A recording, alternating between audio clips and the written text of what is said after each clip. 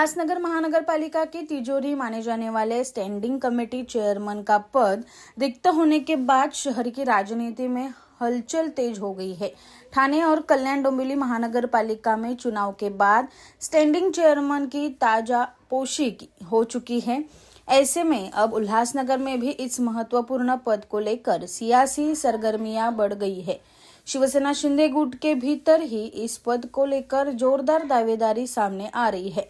Standing chairman पद के लिए शिवसेना के वरिष्ठ नगर सेवक राजेंद्र सिंह भुल्लर महाराज, कुलवंत सिंह सोहता और टीओके शिवसेना से निर्वाचित नगर सेविका जया माखीजा के पति प्रकाश माखीजा प्रमुख दावेदार माने जा रहे हैं।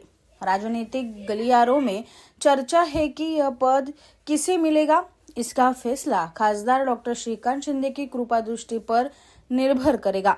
राजेंद्र सिंह भुल्लर महाराज को शिवसेना के सबसे वरिष्ठ नगर सेवकों में गिना जाता है।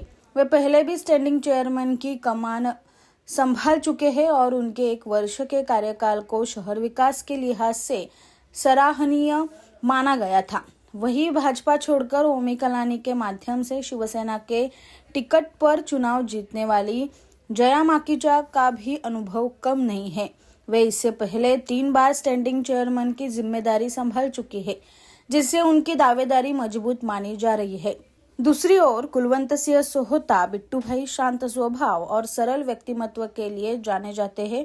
वे लगातार दूसरी बार बहुमत से चुनाव जीतकर आए हैं। शिवसेना में विभाजन के शुरुआती दौर में एकनाथ शिंदे के साथ कंधे से कंधा मिलाकर खड़े रहने वालों में उनका नाम प्रमुखता से लिया जाता है। इसी निष्ठा के चलते उनकी दावेदारी भी मजबूत मानी जा रही है।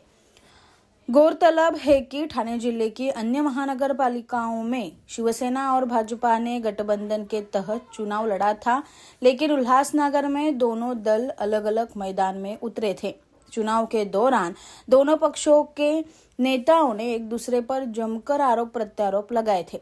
हालांकि राज्य की सत्ता समीकरणों के चलते अब बहुमत होने के बावजूद शिवसेना को भाजपा के साथ मजबूरी में गठबंधन करना पड़ा है।